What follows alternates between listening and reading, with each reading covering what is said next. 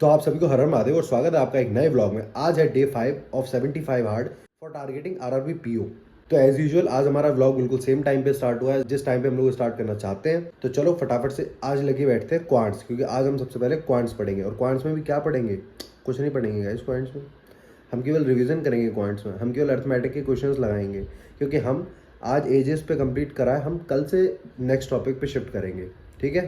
तो चलो फिर कुछ क्वेश्चंस की प्रैक्टिस करते हैं और उसके बाद फिर हम लोग लेके बैठेंगे 1 घंटा इंग्लिश, जिसमें पहले हम लोग फाउंडेशन की क्लास लेंगे और उसके बाद फिर उसके क्वेश्चंस प्रैक्टिस करेंगे।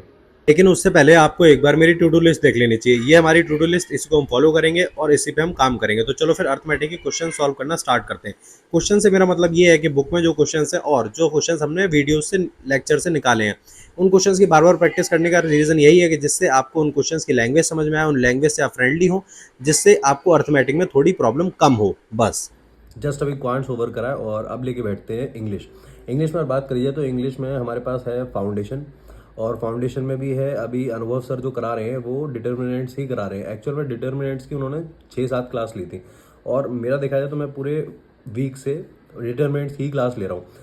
ऑल दो आज क्लास ओवर हो गई है, तो उनके कुछ क्वेश्चंस की प्रैक्टिस करते हैं। जो मिक्स्ड क्वेश्चन होते हैं उनकी प्रैक्टिस करेंगे और उसके बाद फिर हम लोग पूजा करेंगे, खाना खाएंगे, फिर रिवीजन करेंगे, ठीक है। अब चलो इंग्लिश की बात करते हैं। इंग्लिश काफ़ी लोगों के मेरे पास मैसेज आते हैं कि भैया ये जो आप प्रैक्टिस करते हो क्वेश्चंस की, ये कहाँ से करते हो? उन्हें मैं बता देता हूँ। देखो, एक तो मेरे पास इंग्लिश ग्रंथ की बुक है निमिषा मैम की। दूसरा जो मैं प्रैक्टिस करता हूँ वो मैंने ऑनलाइन एक रैंक फाइल परचेज कर रखी है, जिसमें डेली एक पेपर आता है। उस पेपर को बैठ के मैं सॉल्व करता हूँ, ठीक है। तो चलो फटाफट से पूजा कर लेते हैं और उसके बाद कुछ खा के चलते हैं हम लोग फटाफट से छत पे। तो जस्ट अभी मैं छत पे आया हूँ और अभी नीचे पूजा करके, और अगर देखा जाए तो मैं 2 दिन से छत पे तो आ नहीं रहा था, क्योंकि रीज़न ये था कि परसों मैंने नीचे रिवीजन कर लिया था, कल रिवीजन किया नहीं था, कल टाइम नहीं मिला था। चलो कोई नहीं, आज करते हैं रिवीजन। और आज रिवीजन क्या करना है? रिवीजन एक्चुअल में आज हम लोग करेंगे केवल वोकैब का, क्योंकि करंट अफेयर्स की क्लास नहीं ली थी सुबह, वीकली करंट अफेयर्स की क्लास ली थी। तो अभी वोकैब का रिवीजन करते हैं। और हाँ, आशीष सर की आई थिंक तबीयत ख़राब हो गई है, तो इसलिए शायद 1-2 दिन क्लास नहीं होगी, बट कोई दिक्कत नहीं, सारा कवर हो जाएगा। कौन सा अभी कोई एग्ज़ाम लग रहा है? जब एग्ज़ाम होता है तब टीचर अगर गैप कर दे तब दिक्कत होती है, वैसे कोई दिक्कत नहीं होती, इतना सब कवर हो जाएगा। थोड़ी देर रिवीजन कर लेते हैं, फिर चलते हैं नीचे। तो जैसा कि आप देख रहे हैं समय 8:06 हो रहे हैं, और जस्ट अभी मैं छत से आया हूँ और अब हम लोग लेके बैठते हैं रीजनिंग। रीजनिंग में पहले टू डू लिस्ट के क्वेश्चंस कंप्लीट करते हैं, उसके बाद फिर क्लास लेंगे, ठीक है। अगर रीजनिंग की बात करें, जो टू डू लिस्ट मैंने बनाई है, उस टू डू लिस्ट को आपको केवल मॉडिफाई करना चाहिए अपने हिसाब से। आपको जितने क्वेश्चंस करने हैं अपने हिसाब से करो। बेसिकली अगर आप बिगनर हैं तो आपको ये कोशिश होनी चाहिए कि जो आपके टॉपिक्स क्लियर हो चुके हैं उन टॉपिक्स की आप हद से ज़्यादा प्रैक्टिस करो। और अगर आप रिपीटर्स हैं तो मुझे नहीं लगता कि आपको कुछ बताने की ज़रूरत है। तो हमारी टू डू लिस्ट में हमारे पेजल के सेट 8 से 10 हैं और मिसलेनियस के क्वेश्चन 35 to 40 क्वेश्चन है। उन क्वेश्चन को कंप्लीट कर लिया है। अब चलो हम क्लास लेते हैं। समय देखा जाए तो अभी 11:09 हो रहे हैं और जस्ट अभी रीजनिंग के क्वेश्चंस डन करें। अब मैं आपको एक चीज़ दिखाता हूँ, 1 मिनट।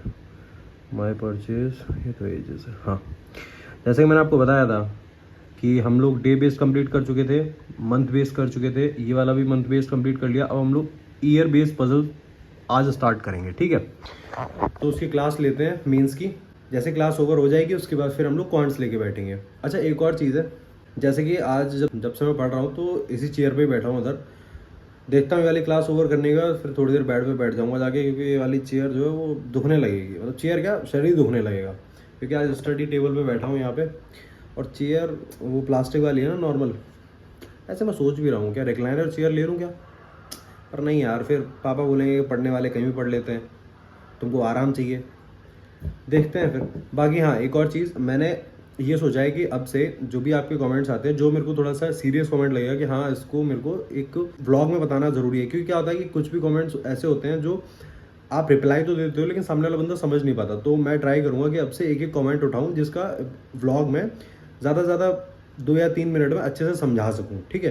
तो अगर आज का कमेंट उठाया जाए, जस्ट 1 मिनट रुकना। हाँ, तो एक जो कॉमन क्वेश्चन है वो हम लोग उठाते हैं कि आप करंट अफेयर्स कहाँ से करते हो। मैं बताता हूँ, मैं करंट अफेयर आशीष गौतम सर से करता हूँ, अड्डा 247 से, और डेली करंट अफेयर्स करता हूँ वाईटी से। उसके बाद जब डेली करंट अफेयर्स हो जाते हैं, फिर शाम को रिवीजन हो जाता है, फिर नेक्स्ट डे जब हम लोग क्विज लगाते हैं तो उसमें आसानी होती है। उसके बाद जो मंथली करंट अफेयर्स जो रहते हैं, जो एक मंथ में आशीष सर जो पेड है उसमें आई थिंक 4 या 5 क्लासेस डालते हैं जो पर वीक की होती है। तो वीकली करंट अफेयर्स वहाँ से कंप्लीट हो जाता है और उसके बाद फिर उसे मंथली रिवाइज करता हूँ। ये तो हो गया सीए। अब हम लोग जनरल अवेयरनेस की बात करते हैं, जिसको आप बैंकिंग अवेयरनेस भी बोलते हैं। वो मैं कहाँ से करता हूँ? वो मैं पेड से करता हूँ, क्योंकि उसके लिए मैंने ऑलरेडी अपने नोट्स बना रखे हैं, जिसमें अभी करेक्शंस करने बाकी हैं, क्योंकि वो नोट्स लास्ट ईयर बने थे, दिसंबर में बनाए थे, तो इसलिए अब उनमें काफ़ी सारे चेंजेस आ गए। जैसे RBI के गवर्नर बदल गए, रेपो रेट में भी चेंजेस आ गए, और भी बहुत सारे चेंजेस आए हैं, वो चेंजेस करने हैं मुझे, तो मैं वहाँ से पढ़ता हूँ। और उसके बाद आपको जनरल अवेयरनेस के नोट्स ज़रूर बनाने चाहिए। करंट अफेयर्स के नोट्स बनाने की ज़रूरत नहीं है, उसके लिए आप केवल PDF लो, उससे रिवाइज करो बस। तो चलो फिर अब मैं रीजनिंग की मेंस की क्लास लेता हूँ, उसके बाद फिर हम लोग करेंगे क्वांट्स। अगर हम लोग मेंस की बात करें तो इस टाइम हम चल रहे हैं ईयर बेस्ड पजल पे। जैसे कि आपकी एक 20 ईयर गिवन दी होती है, उसके बाद फिर आपके ईयर्स दे होते हैं, उसमें आपको एज कैलकुलेट करनी होती है और फिर उसी से वो पजल सॉल्व होता है। ये एक्चुअली मेंस में ही आता है, इसमें प्री का कोई रोल नहीं होता है। तो अभी एक्चुअल में ये मेंस की ही क्लास तो जैसा कि आप टाइम देख पा रहे हैं, अभी 1:14 हो रहे हैं, और ये जो मैंने आपको बता रखा है ना कि अभी हमारी मेंस की क्लासेस है, मैं बताता हूँ। देखो, मंथ प्लस वेरिएबल ही एक ऐसी क्लास है, इसमें सर ने 2 लेक्चर लिए थे, बाकी सब में 1-1 लेक्चर है। अभी हम लोग ईयर बेस्ड पजल पे हैं, इसकी 2-2 घंटे की क्लासेस हैं। तो मेरी राय यही है कि आप आराम से क्लास लो। एक्चुअल 2 घंटे की इसलिए क्योंकि समझाने में इतना समझ आता है, क्वेश्चन उसमें 4-5 ही होंगे। आराम से समझ लो, क्वेश्चंस को समझो। अगर पहले खुद से करने की कोशिश करो, नहीं होते उसके बाद फिर पेन रख दो, फिर जब सर समझा रहे हो तो वो समझो। तो जस्ट अभी ये क्लास ओवर हुई है, अब हम लोग चलते हैं क्वांट्स की तरफ। क्वांट्स में मैंने बता रखा है कि हम लोग कल से नया चैप्टर स्टार्ट करेंगे, जो कि है परसेंटेज। अभी हम लोग रेशियो और एजेस, ये दोनों हमने कवर करे हैं, ठीक है। आई थिंक कल से परसेंटेज है या फिर पार्टनरशिप है, 1 मिनट देखना पड़ेगा कौन सा है। नहीं, कल से हम लोग पार्टनरशिप स्टार्ट करेंगे। टॉपिक बेस्ड टेस्ट डिस्कशन हो गया, अब हम लोग पार्टनरशिप स्टार्ट करेंगे। इसका हम लोग बेसिक पढ़ेंगे। ये रहा, अरे क्या हो गया भाई, हाँ, इसका बेसिक पढ़ेंगे, मॉडरेट, फिर डिफ़िकल्ट, ठीक है। तो अभी हम लोग क्या करेंगे क्वांट्स में, फिर क्वेश्चन प्रैक्टिस करेंगे। अगर आप मेरे को कुछ दिन से भी ऑब्जर्व कर रहे हो तो आपने एक चीज़ नोटिस कर ली होगी, मैंने अर्थमेटिक के 2 टॉपिक्स है और उनको कितना टाइम दिया है। यही होता है भाई, अगर आप क्वेश्चन से जितना ज़्यादा फ्रेंडली होगे, जितने ज़्यादा क्वेश्चन सॉल्व करोगे, आपकी अर्थमेटिक उतनी स्ट्रांग होगी। क्योंकि अर्थमेटिक गेम है लैंग्वेज का। आपको लैंग्वेज समझ नहीं आती, आपको अप्रोच समझ नहीं आती, बस। ऐसा नहीं है कि अर्थमेटिक आपसे सॉल्व नहीं होगी, और ऐसी कोई चीज़ नहीं है जो आपसे सॉल्व ना हो। बस प्रॉब्लम ये है कि आपको ये समझ में नहीं आता कि इस क्वेश्चन को अप्रोच कैसे करें, स्टार्ट कैसे करें। तो जैसा कि आप देख पा रहे हैं कि समय 3:20 हो रहे हैं, और जस्ट अभी हमने अर्थमेटिक के क्वेश्चंस डन करें, जिसमें हमारा रेशियो एंड एजेस के टॉपिक थे। अब आज हम लोगों ने इसको ओवर कर दिया, अब हम लोग लेके बैठेंगे कल से पार्टनरशिप। अब आपको लग रहा होगा ये तो टॉपिक क्लियर हो गया, इनको पढ़ने की ज़रूरत है नहीं।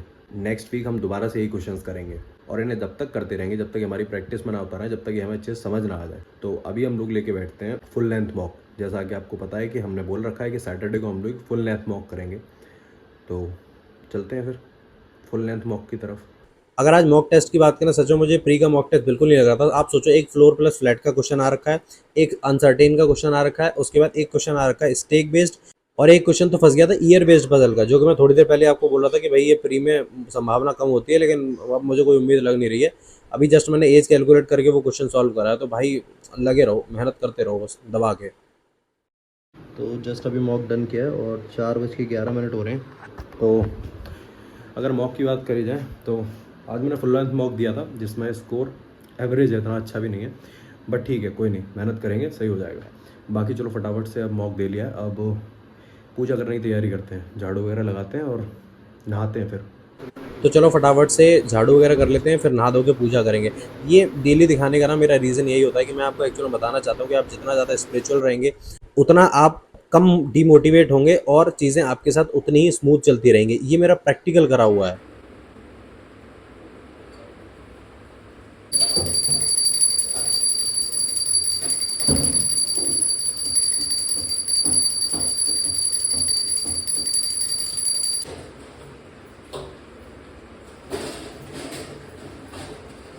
तो जैसा कि आप समय देख सकते हैं 5:20 हो रहे हैं, और जस्ट अभी पूजा ओवर हुई है।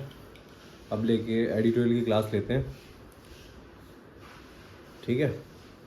चलो फटाफट से एडिटोरियल कंप्लीट करते हैं। तो अगर अभी समय देखा जाए तो 6:43 हो रहे हैं, और लास्ट वायरल मैथ्स की क्लास बची है, और आशीष सर की क्लास नहीं अलाइन हो रखी है। उसका रीज़न ये है कि अभी उनकी तबीयत बहुत ज़्यादा ख़राब हो गई है, और काफ़ी लोगों के कमेंट्स भी थे इस बात पे कि भैया वो तो रेगुलर क्लास नहीं ले रहे, तो क्या करा जाए। आपको एक चीज़ समझने की ज़रूरत है। देखो, सबसे बड़ी बात ये है कि कोई भी टीचर, वो भी एक इंसान है, ठीक है, उसको भी प्रॉब्लम्स हो सकती हैं।